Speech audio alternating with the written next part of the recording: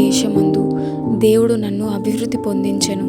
ఆదికాండము 41వ అధ్యాయము 52వ వచనము. బయట వర్షం కురుస్తోంది. ఒక కవి కిటికీ దగ్గర నిలబడి బయటికి చూస్తున్నాడు. వర్షపు చినుకులు కుండపోతగా పడుతూ భూమి మీద దరువులు వేస్తున్నాయి. అయితే కవి కంటికి కనిపించే వాన చినుకుల కంటే మరెన్నెన్నో ఊహలు అతని మనసులో మెదులుతున్నాయి. తడిసిన నేలలో నుండి పుట్టుకొచ్చే వేలకొద్దీ పూలని, అవి వికసించి ఆ ప్రదేశాన్నంతటినీ రంగులతోనూ సువాసనతోనూ నింపడం అతను చూస్తున్నాడు. అతని పెదవులపై ఓ పాట ఉదయించింది. నాకైతే ఈ వాన కాదు, పూలవానే. పడుతున్న ప్రతి చినుకులో, కమ్ముతున్న ప్రతి మబ్బులో కొండల్ని కప్పే పూల పయ్యేదనే చూశాను.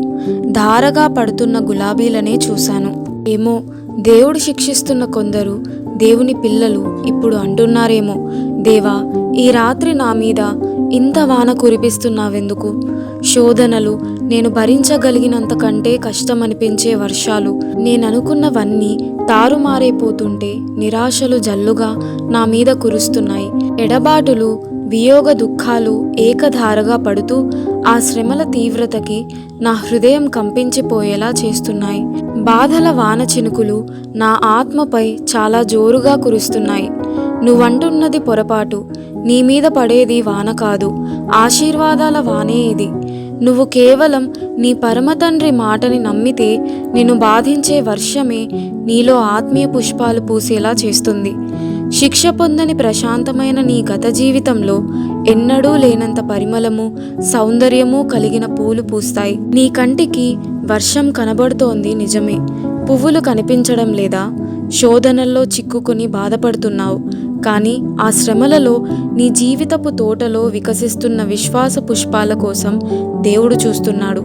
బాధలకు జడిసి దూరంగా పారిపోతావు. అయితే బాధలు పడే నీ తోటి వాళ్ళ కోసం, నీ బాధల్లో నీలో పెరిగే ఆ సానుభూతి పుష్పాల కోసం దేవుడు చూస్తున్నాడు.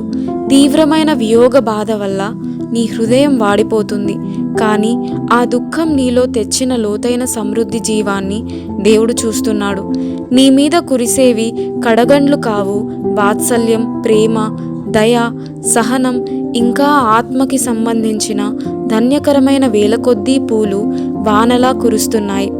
ఇహలోకంలోని మరి ఏ స్థితిగతులు, సౌకర్యాలు ఇవ్వలేనంత ఆత్మీయ సంపదను నీ అంతరంగానికి చేకూర్చి పెడతాయి. గాలివానలో గీతాలు. స్తంభించిన గాలిలో వీణ ఒకటి ఉంది. ఓ బాటసారి బరువు మోస్తూ వచ్చాడు. ఆ మౌన వీణలో రాగాలు పలికించాలని ఆశగా వేళ్లతో మీటాడు. రాగం పలకలేదు. గాలి తిరిగింది. మేఘం ఉరిమింది. విపంచి సవరించుకుంది. గాలివానలో దేవుని వేళ్ళు కదిలాయి. ప్రకృతి గొంతెత్తి పాట పాడింది. గాలి ఈలలు వేసి సంగీతాలు పాడింది. అభయమిచ్చే గొంతుతో వినిపించాడు దేవుడే తన ప్రేమ గీతాన్ని.